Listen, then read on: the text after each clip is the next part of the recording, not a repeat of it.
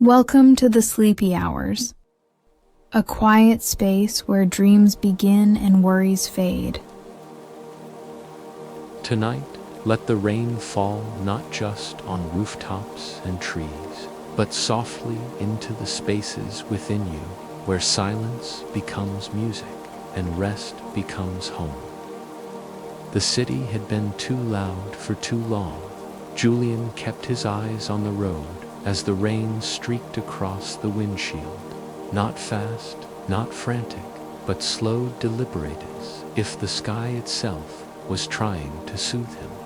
The tires hummed against the wet gravel as he turned down a narrow country lane, the kind that disappears into trees and memory. Beyond the windshield, fog rolled across the fields like waves over a forgotten sea.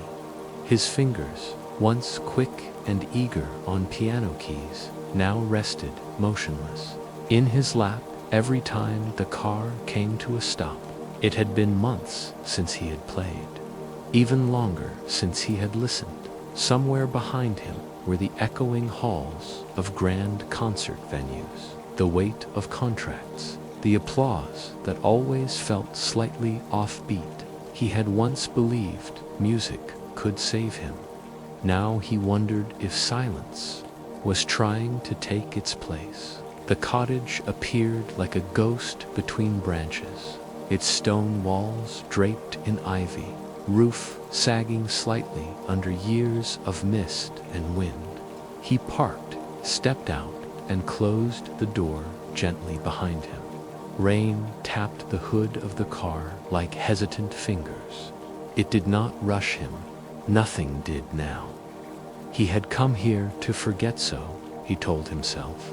But really, he had come hoping to remember something different.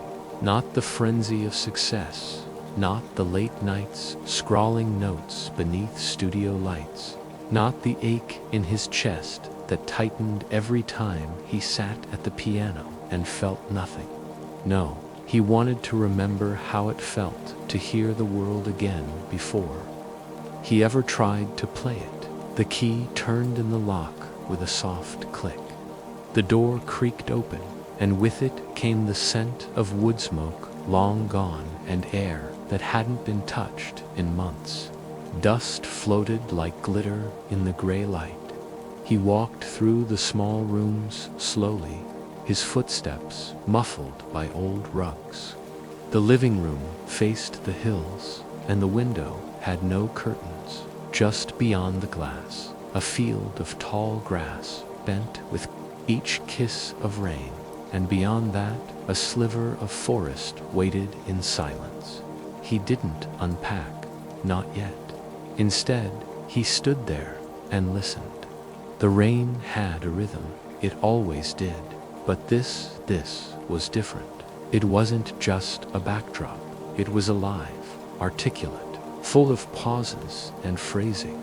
There was music in it, not written or performed, but becoming shaped by wind and distance, by the leaves it touched and the soil it sank into. Julian closed his eyes. He could almost hear it, the melody beneath the fall, the harmony between each drop. It was fragile, almost shy, but it was there, asking nothing of him but attention. No audience, no perfection, only listening. A memory rose, uninvited, yet welcome. He was 10, lying under the eaves of his grandmother's porch, while summer rain softened the world. No piano then, no pressure, just the smell of damp earth and the sound of her voice humming something too gentle to name. That was the first music he ever loved, not composed, not performed, just there.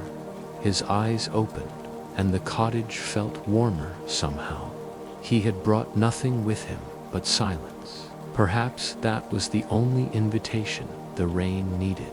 Somewhere, deep inside, something shifted, not loudly, not all at once, but something long asleep stirred quietly, as if stretching its arms in the dark.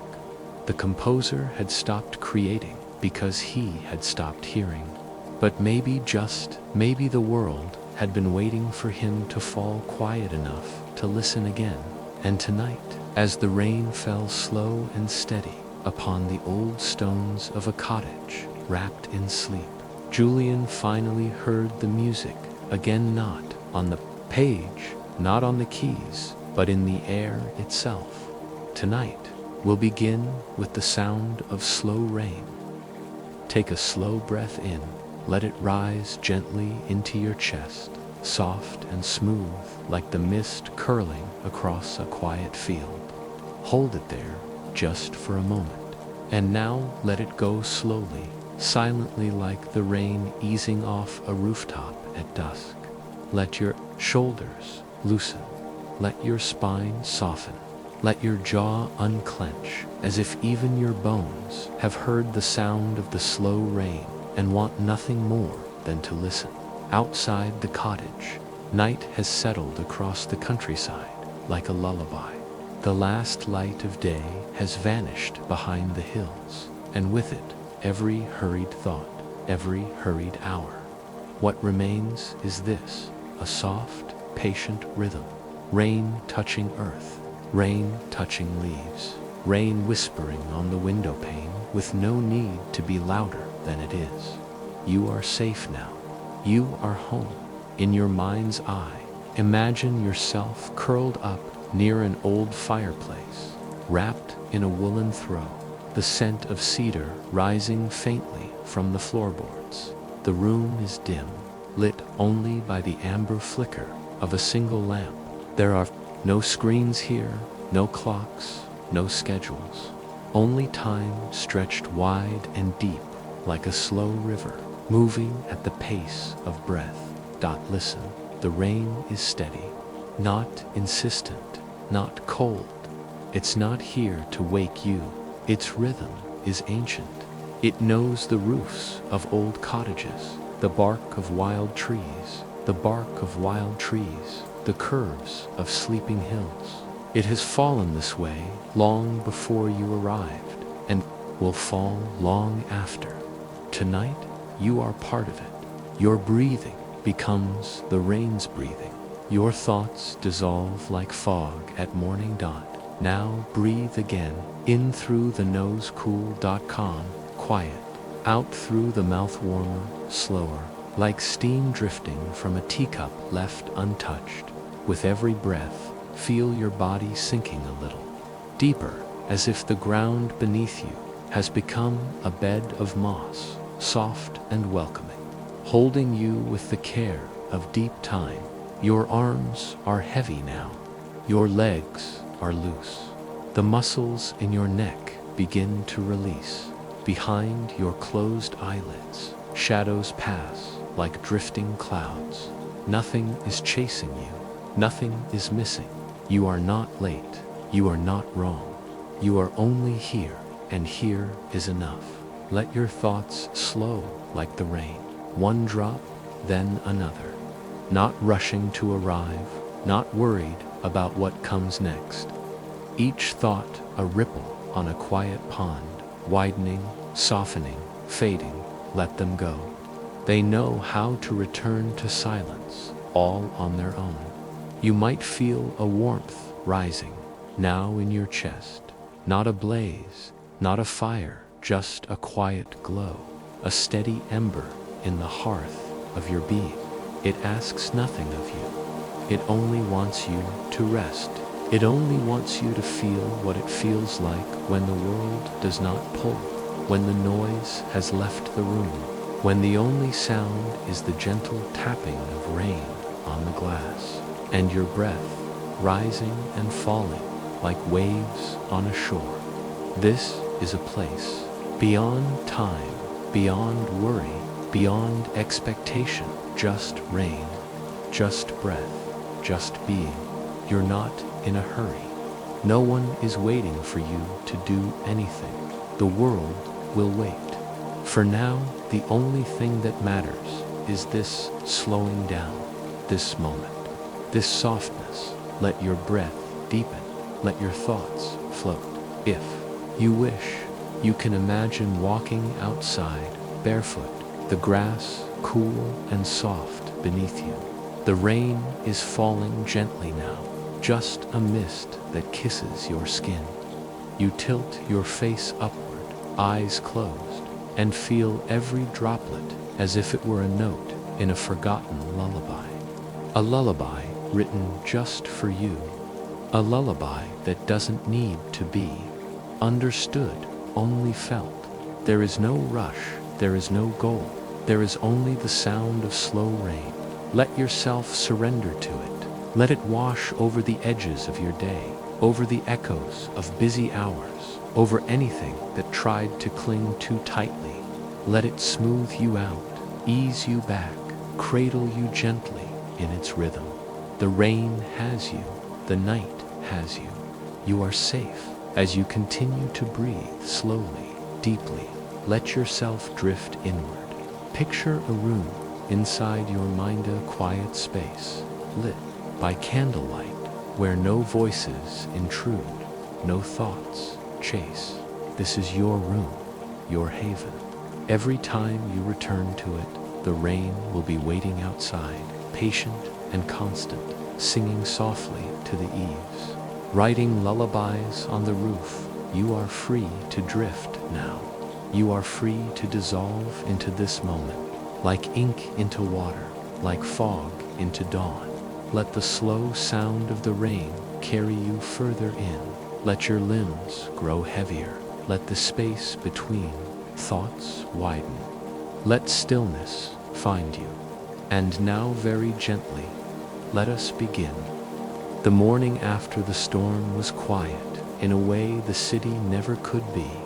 No engines, no voices, no footsteps echoing off concrete.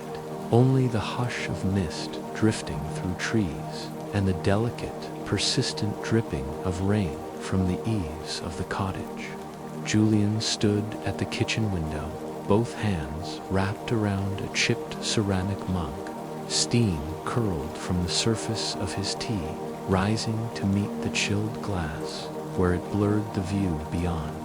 Even that seemed right, this softened version of the world, where outlines faded and only shapes and shadows remained. The cottage was older than he'd expected, though something in that surprised him pleasantly. The floorboards creaked with age, the kind of sound that made you feel less alone. There were books in the corner shelves, left behind by whoever had lived here last. Not arranged, not curated, just there. Poems with pages curled from damp atlases, with pencil marks along invisible trails, music theory manuals from another era, their spines faded to pale linen. Julian wandered through the rooms barefoot, feeling the cool wood beneath his feet. He didn't rush. There was no point anymore in rushing.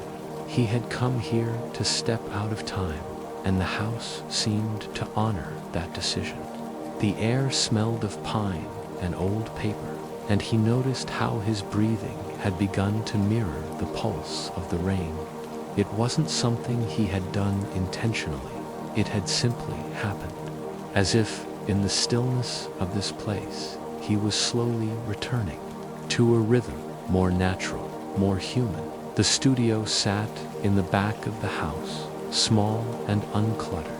A single desk by the window, a tall-backed chair, and a narrow bench where a cello case now rested like a sleeping animal. He hadn't brought the cello, of course. He hadn't touched it in over a year. Only his journals, a metronome, and a box of yellowed manuscript paper had made the trip with him, though even these he left unopened for now. The desk was empty, waiting like the blank measure at the start of a song not yet played.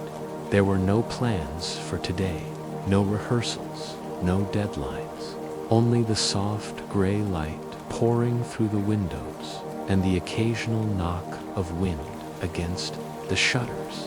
Julian lit the small iron stove and let the heat rise slowly into the room. He didn't try to write. He didn't sit at the desk. Instead, he watched the fire and listened to the rain speak in its gentle, looping phrases. It occurred to him how long it had been since he'd allowed himself to do nothing. Later, he stepped outside. The path behind the cottage led into a copse of thin trees, their trunks slick with rain, their leaves trembling like small silver coins in the breeze. Moss covered everything. Stones, roots, fallen limsage, one seemed softened by time and weather, part of a quiet world that required no attention. The sky hung low, heavy with clouds that didn't threaten but whispered. There was no sound of people, no distant highway, no hum of electricity, only nature's breathing.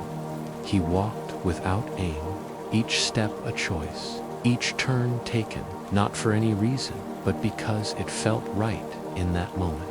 This was how he used to write music, long ago, before the commissions, before the critics, before success grew sharp edges. Back when notes felt like rain and melody was something he discovered rather than forced. His feet eventually brought him to a small clearing. Here, the trees gave way to a sloping hill scattered with flat stones. Wildflowers nodded gently along the edge of the clearing, soft blue, pale yellow, the kind of colors that only bloom for those who take the time to notice. In the center stood a wooden bench, worn but solid, half covered in moss. He sat down and tilted his head to the sky. The rain had changed again, no longer steady. It came in pauses, now short bursts, like whispered thoughts. A drop here, a silence, another drop, and then a soft run across the leaves overhead. It was unmeasured, yet somehow musical. There was no tempo, yet his heart began to respond to its rhythm. He remembered something he had once read in a letter, written by a composer he admired. Sometimes the greatest symphonies are not written, only heard by those patient enough to sit in the rain. Perhaps, Julian thought, this was what had been missing, not just the stillness, but the permission to simply listen, not to create, not to interpret, not to perform, just to hear. He returned to the cottage in the early afternoon, wet from the knees down, chilled but not uncomfortable. He made soup in a small pot, the scent of rosemary and garlic filling. The house he didn't eat at the table. Instead, he sat near the fire with a blanket across his shoulders, bowl in hand, and watched the light shift on the walls as the rain continued outside. He didn't think about music, but music thought about him. It hovered somewhere in the quiet, the way the spoon tapped the bowl, the rustle of flames, the hush of rain against the roof. Nothing had formed yet, no tune, no structure, but the silence was no longer empty. It was full, waiting. That night, he left the window open just a little, so the sound of the rain could enter his sleep. He lay beneath the covers, eyes closed, breath slow. And as he drifted, he wondered gently, without urgency, what lay beyond this quiet, what melodies might return if he simply stayed still long enough to hear them come back. He didn't know it yet, but something inside him had already begun to listen, and somewhere deep in the hills, where the rain touched the earth like a lullaby, something was listening too. The rain had softened overnight, falling in fine silver threads by dawn. Julian awoke slowly, not to the sharp cry of an alarm or the rush of deadlines, but to the steady hush of water slipping from rooftop to soil. It was the kind of morning where even the wind seemed to move more carefully, as though not to disturb the slowness of the day. He rose with no destination in mind, just a desire to walk. The mist clung low to the ground, rolling between the trees like it had forgotten where to go and decided to linger. His boots left shallow prints in the wet grass, and with each step he felt the cottage and its warm fire drift a little further. Behind him, as though the land itself was inviting him deeper in, past the trees, just beyond a row of crooked fence posts wrapped in ivy. A narrow path appeared, one he hadn't noticed before. It wasn't marked or paved, just a subtle thinning of brush and thistle, almost like a suggestion rather than a road. He paused at its edge. The trees here seemed to lean slightly toward the path, their branches forming a canopy overhead, raindrops trailing from tip to tip like soft strings of music waiting to be played. He hesitated only for a moment, then stepped forward. The path led him through a small hollow where the air changed. It was cooler here, damp and green, and the ground felt soft beneath his feet, as if it had not been walked in some time. The rain above was muted, broken by the high canopy, and what little sound remained came filtered like music through velvet. There was something strange about this place. Not eerie, not threatening, just different. Time felt slower here, the colors deeper. Even the sound of his own breath seemed to blend with the atmosphere, as though he, too, had become part of the landscape. And then he heard it, a note, not imagined, not memory, a sound, faint, low, and resonant, a single tone, rising and falling with the rhythm of the rain. It wasn't a bird call, not thunder. It didn't belong to wind or leaves or the creak of old branches. It was something else, something musical, almost like a piano key, pressed gently in the distance. Julian stopped walking. He turned his head, listening. There it was, again, a sound, too deliberate to be natural, yet so perfectly woven into the hush of the forest that it didn't feel separate. It was coming from further down the path. The logical part of him questioned it, an echo, perhaps, a trick of the rain, but something deeper in him, something quiet and ancient, knew better. He followed the sound. The path narrowed, then widened again into a moss-covered clearing shaped like a bowl. In the center stood a strange structure, half forgotten, cradled by vines and shadow. It looked like the remains of a stone gazebo, its columns weathered and broken, but still standing. Beneath its open roof, framed by ivy and filtered rainlight, sat an object he had not expected, a piano, old, upright, half covered in a tattered cloth. Julian stood still, heart barely beating. The forest, the rain, the stone, and the instrument, all seemed frozen in a kind of sacred stillness, as though revealing themselves too quickly would break something essential. He approached slowly, feet careful not to disturb the moss or the silence. The piano was damp, but not ruined. Its keys, though yellowed, were intact. The lid was warped slightly from weather, but it had not been abandoned completely.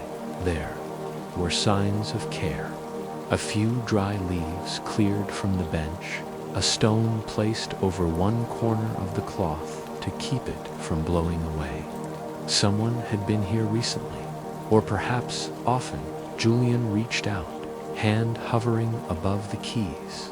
He didn't press one. Not yet. Instead, he sat on the bench, listening. The rain was lighter here. It tapped gently on the stone above and whispered through the trees. And underneath it, woven between the drops and the hush and the wind, that same low note, barely audible. It seemed to rise from the piano itself, though his hands remained still. It was as if the air inside the instrument remembered music and wanted to hum it back to him. At last, he let his fingers fall. One key, a simple note. The sound was faint but clear, warm despite the damp it held, then faded. And as it did, something within him stirred a feeling he hadn't felt in years. Not nostalgia, not memory, but permission to play, to listen, to feel. He played another note, then a third. No melody, no structure, just tones, soft and slow, matching the rhythm of the falling rain. For the first time in what felt like lifetimes, Julian didn't worry about what came next. He didn't reach for resolution or harmony. He didn't wonder if it was good. He only played, and the forest, the mist, the rain, all of it listened. When he finally rose, the air had grown darker. Evening was approaching, and the rain had begun again in earnest. He pulled the cloth gently back over the piano, pressed the stone into place, and stood for a long moment, unsure of what he had just found. He walked back in silence, but now the silence didn't feel empty.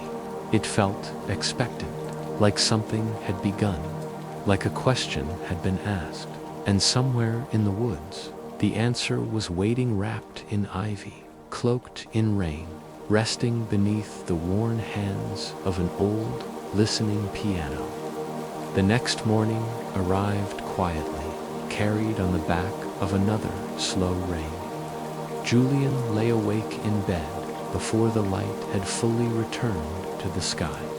The sound of it steady, soft, and sure drifted through the slightly opened window like a companion. Returning from the forest, he didn't move for some time. He only listened. The air in the room was cool and faintly sweet with the scent of moss and wood smoke from the stove's dying coals. When he finally rose, he moved with a kind of reverence, though the act of waking was part of something larger he did not want to disturb. He dressed, made tea, and left the cup untouched on the windowsill. Something was pulling at him now, not urgent, not demanding, just present, persistent, calling. He took the same path through the trees. The one he had not known was there until yesterday. And as he stepped into it again, he noticed how the world seemed to shift with him. The canopy overhead leaned softly, and the ferns beside the trail opened like green sighs. Every branch held a droplet. Every droplet held a glimmer. Even the wind moved differently here, circular, thoughtful, as if carrying whispered fragments of some melody older than memory. The stone clearing appeared like a breath held in the middle of the woods. The piano was still there, waiting beneath the ruined canopy of columns and climbing vines. Julian stepped into the space like one enters a sacred place, not as a performer, not as a composer, but simply as someone willing to listen. He approached the bench and sat again, brushing a fine scattering of wet leaves from the keys. He touched one, then another. The tones were slightly detuned, but deeply resonant. It didn't matter. The sound of this piano wasn't meant to be precise. It was meant to echo, dot, and today, something new happened as he played a slow sequence for notes. No more he felt the forest lean in. The rain above grew gentler, as if to make space. A breeze passed lightly through the clearing, and with it came a flicker of sound, almost a second harmony.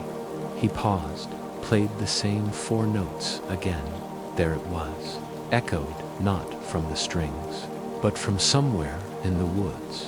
A reply, soft, almost shy. He waited, then played once more. Again, the echo returned, never the same notes, but something that belonged beside them. as if the forest was improvising in return.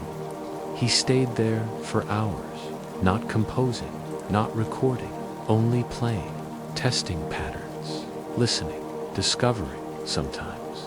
The echo came in wind through branches, sometimes in birdsong, sometimes in the rhythmic thump of rainwater falling from a leaf onto a stone. And though none of it was structured, none of it designed, something whole emerged, a symphony of place, of moment, of listening. In the days that followed, he returned to the clearing each morning and played. He never took his journal, never brought a recording device.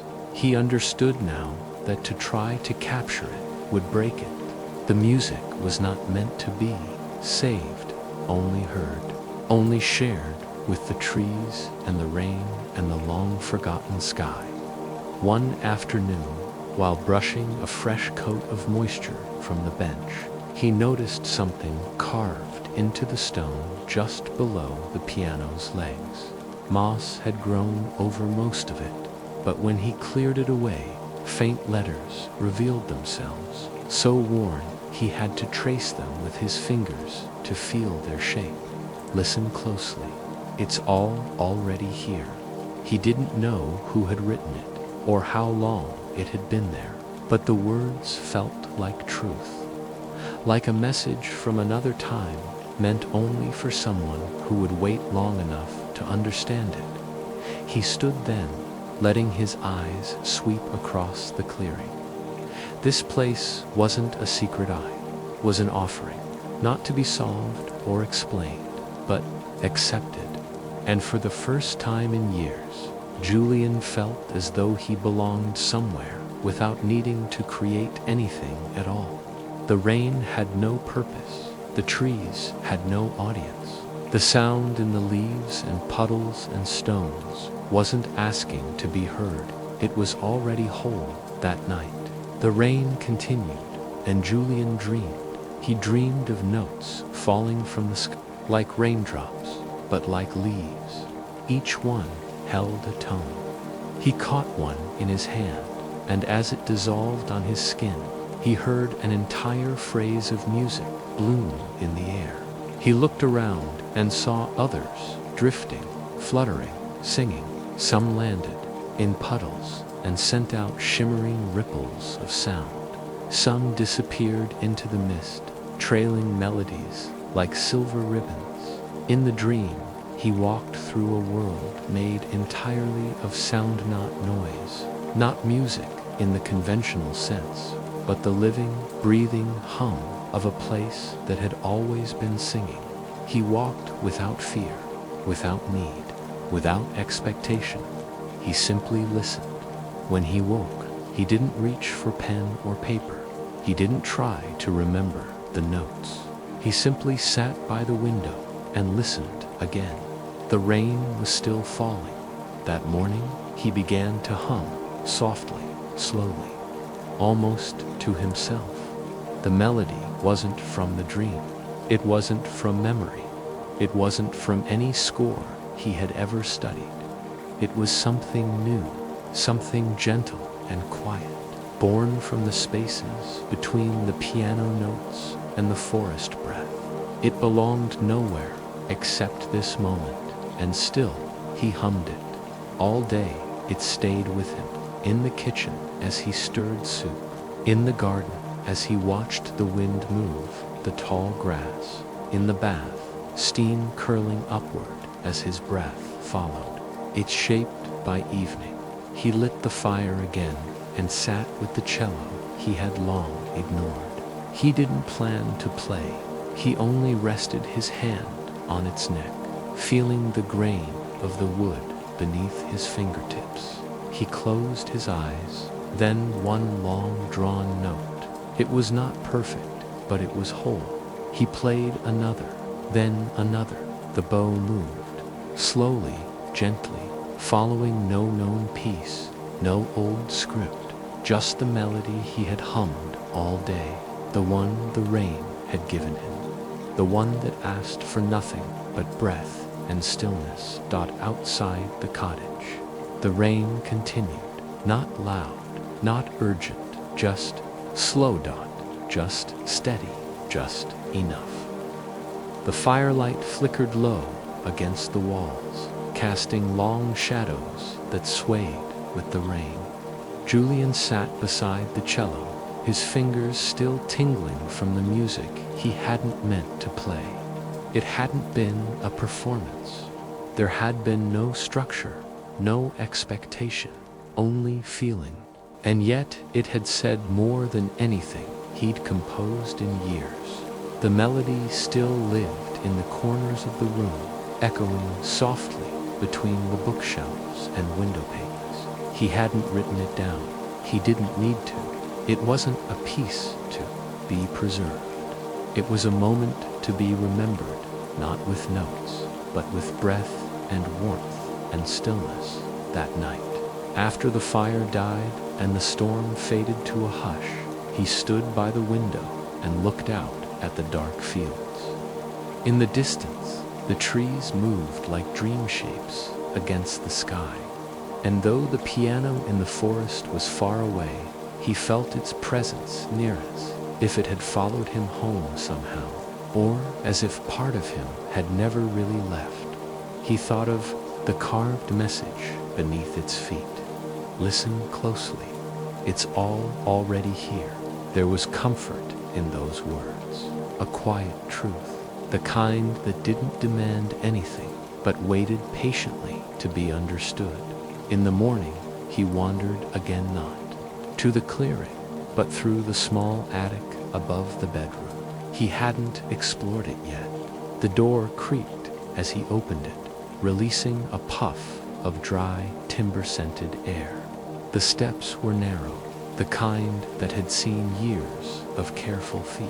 A single window lit the space, its glass clouded by dust and rain. Boxes lined the corners, stacks of yellowed newspaper, a few trunks with tarnished locks.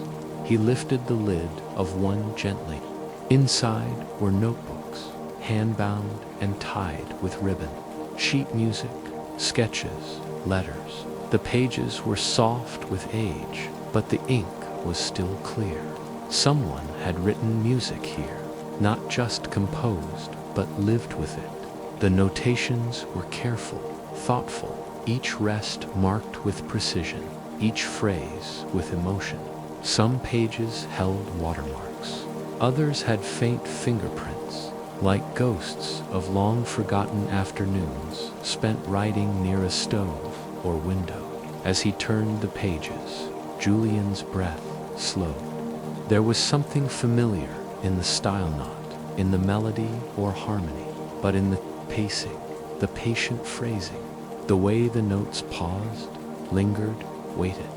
These pieces weren't meant for crowds. They were meant for rain, for firelight, for solitude. Tucked into one of the books was a letter, folded neatly, addressed only, with the name Elis. No last name, no date. The handwriting was delicate but confident. He read slowly, each line soaking into him like rain through moss. I don't write for the stage anymore. I write for the morning fog, for the quiet footfall of deer in the glade. I write for the puddles and pine needles and the breath of silence between one bird call and the next. If music has a home, it is here. Julian closed his eyes.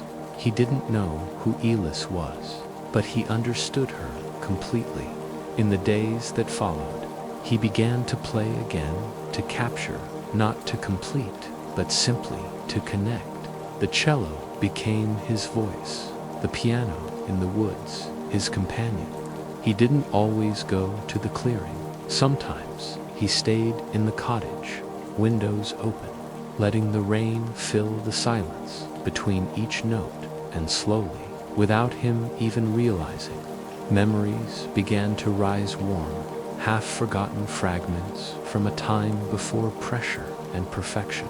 He remembered sitting beside his grandmother in a small kitchen, her hands wrinkled and flour-dusted, humming softly as bread baked and rain tapped the tin roof above. He remembered the melody she always hummed, slow, tender, made of no real notes, only feeling. He hummed it now. That tune found its way into everything. It slipped into the spaces between his new music. It wove itself into the cello's strings. It echoed faintly in the clearing, as if the forest remembered it too one day. While sitting by the fire, Julian found himself speaking aloud, not to anyone, not with purpose, just thoughts floating like steam above his tea.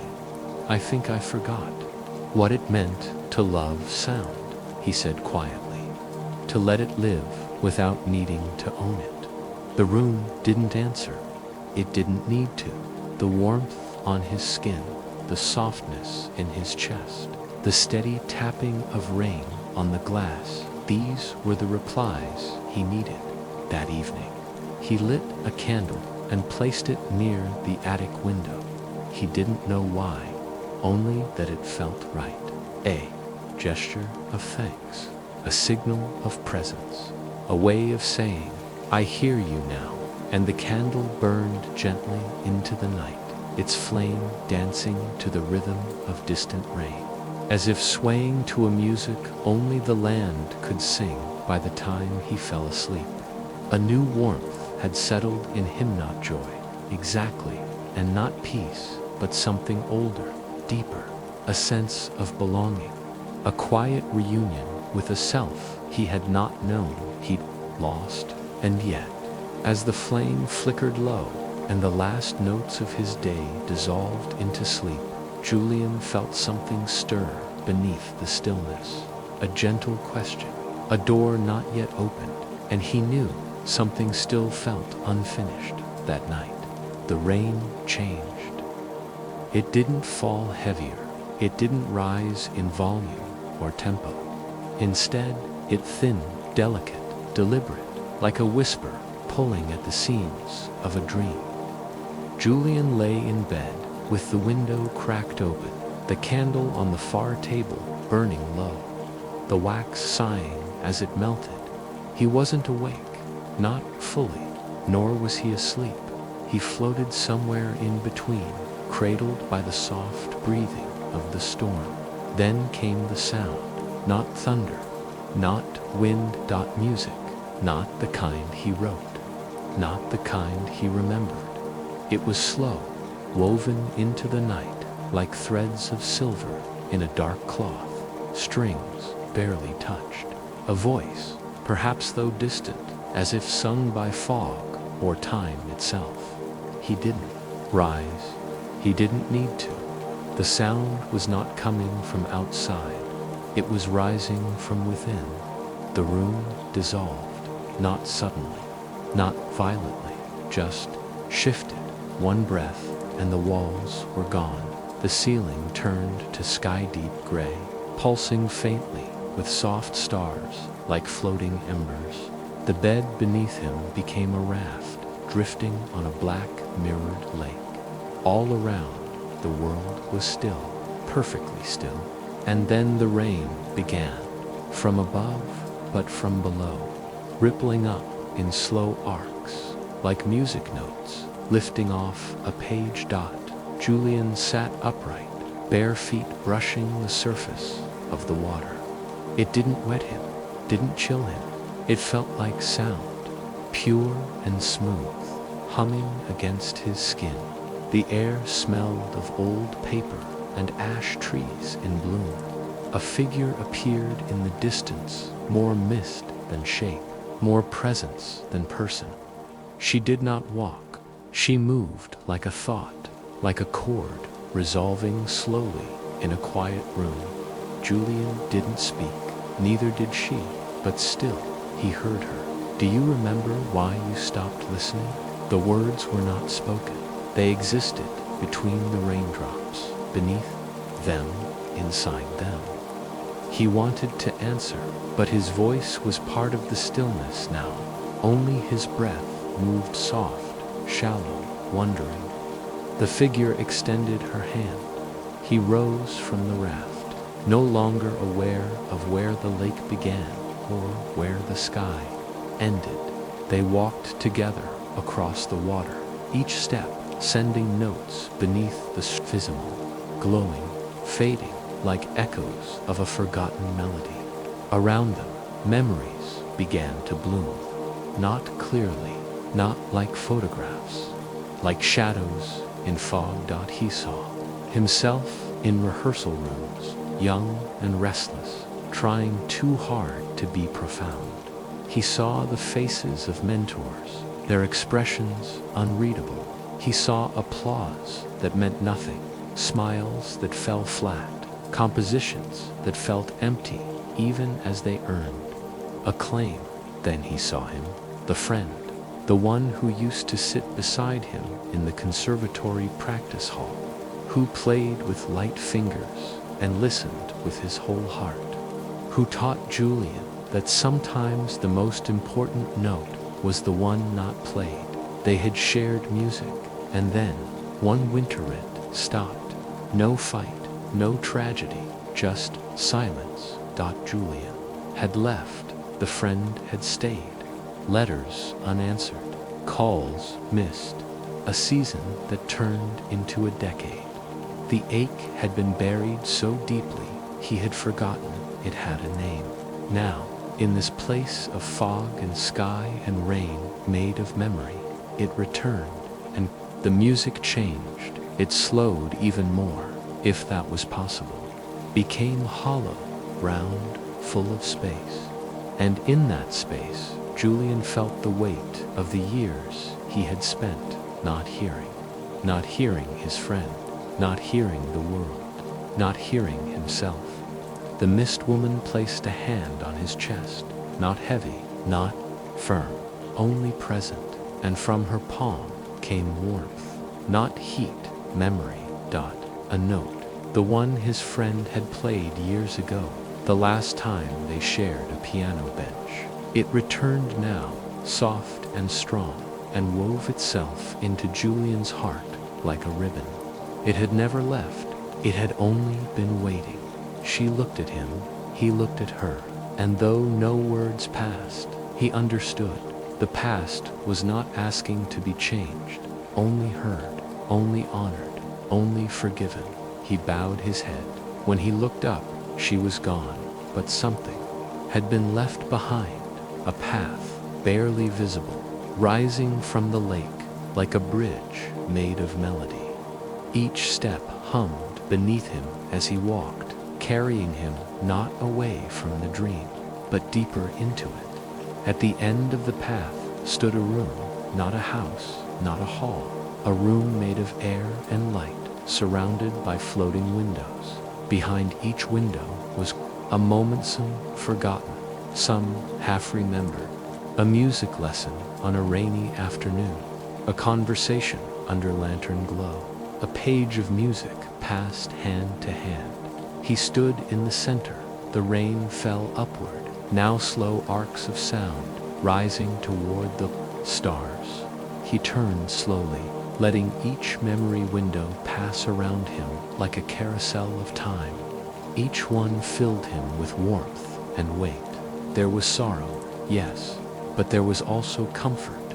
And then, once again, he heard the melody, his grandmother's hum. The one from childhood. This time, it came not from outside, but within him, rising gently, unforced. He closed his eyes and let it move through him. When he opened them again, the dream had shifted. He was standing at the forest clearing, the real one. The piano stood beneath the ruins, mist rising gently round it. A light rain fell, real and soft. But he knew something now. The forest, the clearing, the piano, none of it had changed. Only he had. He approached the piano slowly and sat. When he touched the keys this time, the sound that emerged was not only from his hands, it was from the memory, from the dream, from the rain. The music came not as a task, but as a return. The clearing listened, the forest leaned closer, and Julian played. The music came gently now, as naturally as breath. Julian's fingers drifted across the keys with no urgency, no aim beyond presence. The clearing around him was quiet, except for the soft accompaniment of the rain, which fell through the leaves. With the same patience it had shown since his first arrival. Each note he played seemed to land not just on the piano, but in the landscape itself, echoing through moss, stone, and tree. He didn't question how the dream had ended, or why it had felt so real. He didn't try to understand the mist woman, or the glowing lake, or the melody that had floated upward like smoke. He simply let the feeling of it remain, letting it nest in the corners of his breath like a secret returning home. When the last note faded, he stayed still for a long while. The piano rested beneath his hands like an animal gone quiet, trusting the silence between them. He closed the lid gently, wiped the moisture from the wood, and stood. This time, he did not look back. The walk home was different, not because the trees had changed, or the sky had cleared, or the path had lost its curve, but because he moved through it now with the knowledge of something reclaimed, a memory, perhaps, a melody, a truth too simple to put into words. He had not come here to find something new. He had come here to remember what had never left back in the cottage. The air welcomed him like an old friend. The fire had gone out, but the warmth lingered in the floorboards. He boiled water for tea and sat in the chair by the hearth, wrapping a blanket around his shoulders. Outside the window, twilight folded itself into the hills, and the mist grew heavier, pooling along the grass in low silver streams. He thought of Elis, the composer whose letters he had found in the attic. Her words stayed with him like a soft echo. If music has a home, it is here. Julian understood now. Music's home was not in grandeur, not in halls or concert stages, or even perfect notation. Its home was in silence, in space, in the room between things. He stood and climbed the stairs. In the attic, the light was dim but tender. Dust curled through a single beam of fading sun. He took one of the old journals and sat on the floor, the wood cool beneath him, the smell of linen and ink settling into his breath. He opened to a blank page and began to write, not to preserve, not to publish, only to remember. The melody he wrote wasn't complicated. It was slow, intimate, woven from rain, cello, forest, and memory. It came not in bursts, but in pulses, each bar opening like a breath before sleep. At the top of the page, he gave it a name, Elegy of Rain. It wasn't sad, not entirely. It was filled with longing, but also gratitude, like a thank you whispered across years. A recognition of what had passed without bitterness. A song for the friend he had left behind, for the grandmother who had hummed without knowing she was composing, for Elis, whose quiet letters had waited in dust for someone to listen again, and for himself, the part of him that had never stopped playing, just gone quiet, just waited. That night, he lit a single candle in the attic window once more and sat beside it, the melody playing softly in his head. He didn't need an audience. He didn't need applause. He didn't even need answers. Only this moment, only this peace. And as the candle flame flickered gently behind the glass, Julian closed his eyes and smiled. He had gone into the forest, thinking he needed to escape. But the forest had not taken him away. It had brought him back to the sound, back to the stillness, back to himself, and then, just as he thought it was, over just as he felt the journey settling into resolution anew, sound stirred in the rain, subtle, distant, but unmistakable, a voice calling his name. The voice in the rain was so soft at first, he thought it might be part of the wind. It came not with urgency, not with volume, but with the intimacy of a whisper spoken across a dream. His name no more than a breath shaped into sound. From somewhere beyond the window, through the trees, through the rhythm of the falling water. It spoke once, then silence. Julian stood slowly, candle in hand, and crossed to the door. The night beyond was dense with fog, the rain a steady shimmer across the darkness. Yet there was something in the air now that felt different, suspended, as if the world were holding its breath. He stepped outside barefoot, the stones cold beneath his feet, the candlelight trembling in his hand. He didn't question the pull. He didn't dress, he didn't prepare. He simply followed the voice, or perhaps the echo of it, into the damp and waiting night. The path through the forest had changed. It hadn't moved. The trees hadn't shifted. But the way it revealed itself had softened. The lanterns of the moon hid behind the clouds, but every so often, a pulse of silver light would flicker through the mist-like distant footsteps, leading the way. He followed without resistance. At the edge of the clearing, he stopped. The piano was gone. In its place stood a pool of water, perfectly still, perfectly round, as if the rain had gathered for years into one listening surface. The gazebo's ruined columns were no longer crumbling. They stood whole now, their edges glowing faintly with moss light.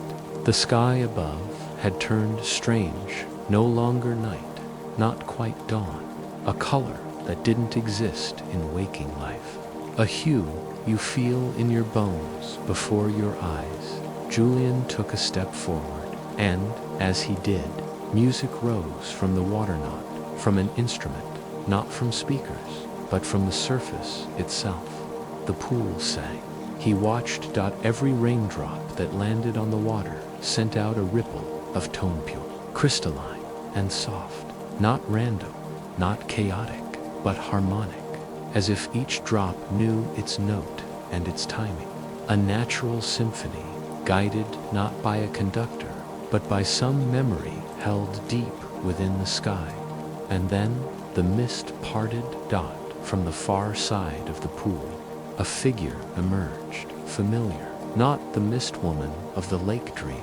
No, this was a man, his shape solid, yet diffused by the fog, his walk unhurried, his hands gentle. It was the friend, the one he hadn't seen in years, the one whose silence had lingered behind every note Julian had been afraid to write. The friend stepped into the light and smiled. No bitterness, no blame, only warmth, only presence. He said nothing. Instead, he held out his hand. Julian stepped forward, still holding the candle. He placed it on a stone beside the pool, where its flame bent slightly to the music rising from the surface. Then he reached out and took his friend's hand. The moment they touched, the world shifted again, not away, but inward. They stood not in the clearing anymore, but within a space between spaces, a room of sound, a place made of memories half recovered and harmonies never written. Around them hung suspended staves of music bars and notes glowing in the air, turning slowly like constellations. Here there was no past, no distance, only music. They didn't speak, they played, not with instruments, but with memory, with presence. A melody formed between them, one they had begun years ago, but never finished. Each note arrived like a question. Each answer came not in explanation, but in tone, in feeling. Julian let go of pride, of guilt, of grief, and the melody responded. It slowed, it softened, it shimmered and opened like a door in deep water.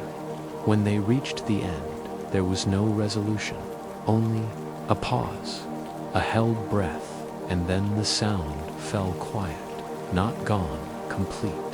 The friend looked at him and nodded once, and Julian understood. Forgiveness doesn't always speak. Sometimes it plays. The space around them dissolved. The columns melted back into mist. The pool faded to grass. And the friend turned, walking not away, but into the rain, where he vanished like sound into silence. Julian stood alone, but he didn't feel alone. The night air wrapped around him gently. The rain returned to its steady hush. He looked down and found his hands trembling, not with cold, but with fullness. The clearing, though empty, now felt sacred, a place where something long left behind had come back, not to stay, but to remind him, you were never truly alone. He stepped away from the center, candle in hand once more, and though the piano was no longer there, he could still hear it in every drop that touched the leaves, in every breath between the sounds, in the hush of earth and sky. He began the walk home, bare feet brushing soaked grass, and every so often he hummed a single phrase, no words, no lyrics, just a melody, the one they had finished together in a place beyond waking. And as the cottage appeared through the fog, light glowing faintly in its windows, Julian felt something soft settle in his chest, not resolution, but readiness, a quiet knowing that something had changed inside him, not loudly, not dramatically, but deeply, and the music it would never leave him again. The cottage welcomed him with warmth. It hadn't changed. The fire had long since gone cold, and the windows still beaded with slow rain. But something in the space felt different, now deeper, more aware, as if the walls themselves had been listening all along. Julian stepped across the threshold in silence, candle still flickering in his hand, and closed the door gently behind him. He didn't speak. He didn't rush to write anything down. He didn't even pause to relive what had just passed.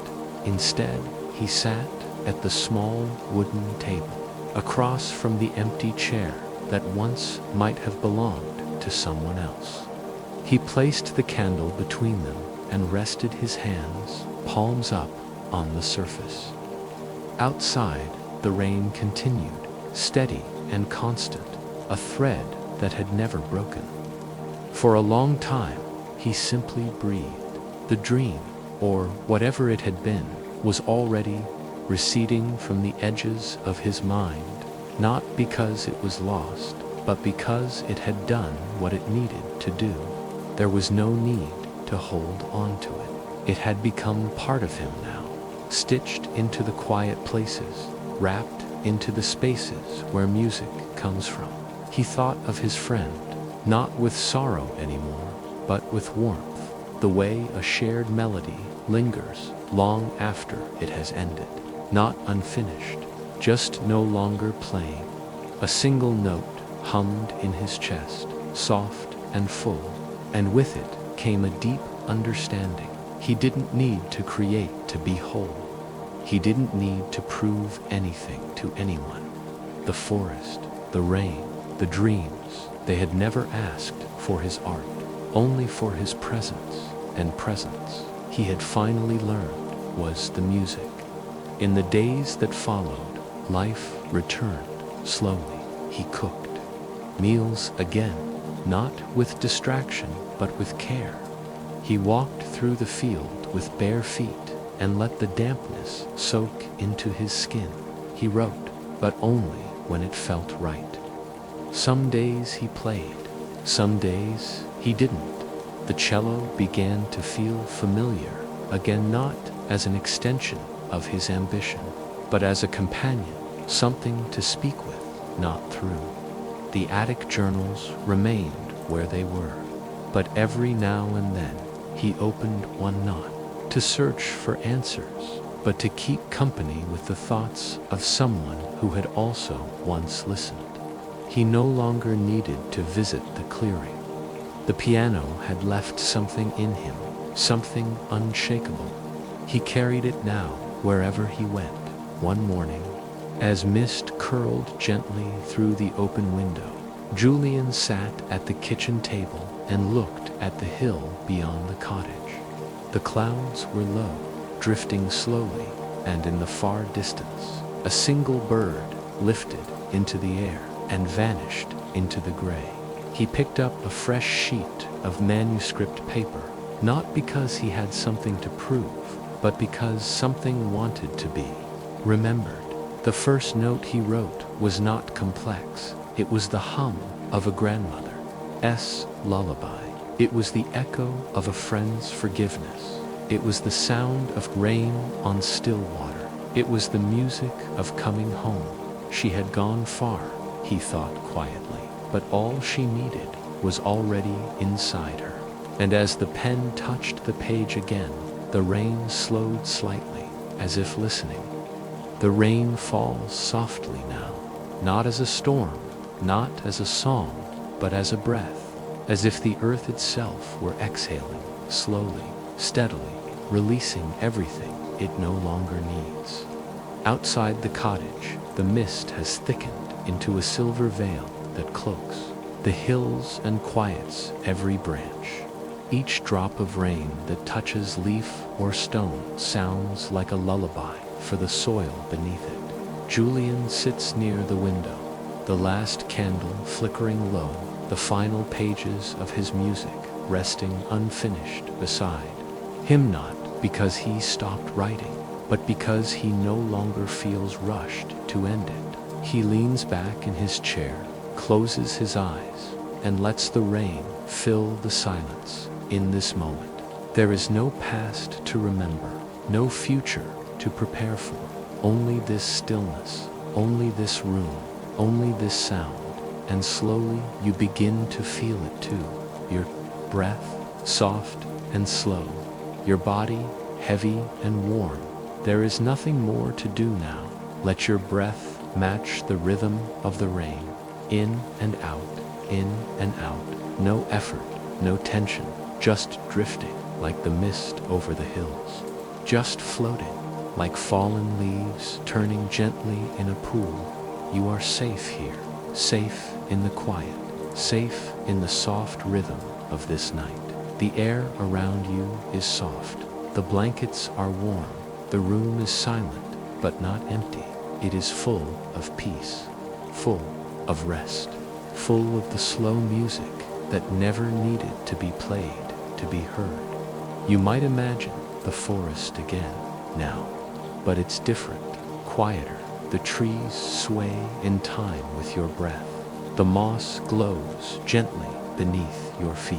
The pool at the center reflects the stars above it.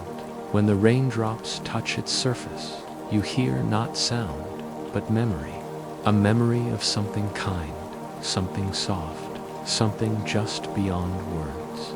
You lie down now, whether in this cottage, or beneath the trees, or beside the quiet lake hand.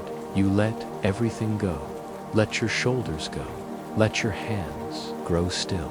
Let your eyes drift shut, if they haven't already, and feel the gentle press of stillness wrapping around you like a melody written in fog. Each breath slower now, each thought quieter, each sound more distant, like a piano played in a dream. You don't need to hold anything. You don't need to hold anything. You don't need to carry the day. The day has already fallen away. Only night remains. Only rain. Only the hush. Let yourself sink deeper now. Deeper. into the silence, deeper into the dark.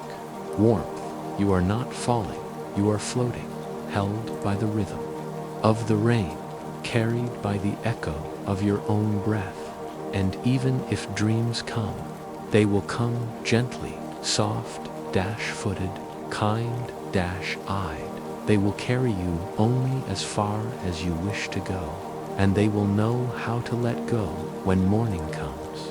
But for now, you are here, drifting into the space between thoughts, into the quiet between notes, into the night between dreams, and you are safe, you are sound, you are home. The candle has gone out, the window is cracked just enough to let the rain speak, and inside the cottage, all is still. Julian sleeps in the chair beside the hearth, a blanket around his shoulders, his breath deep and slow. The page of unfinished music rests beside him, ink barely dry, but no more notes will be written tonight. Outside, the forest is a shadow wrapped in mist, the hills lost to cloud. The trees sway gently, not with wind, but with memory, and overhead the rain continues, patient, unchanging, endless. Somewhere in the distance, water trickles along a stone path. A fox curls deeper into its den. A bird tucks its head beneath its wing. And in a clearing long forgotten by maps, where a piano once stood beneath a broken canopy of vines, silence rests like snow. The music has ended, but the sound remains, a sound softer than breath, slower than thought, wider than dreams, the sound of slow rain and nothing more, stillness.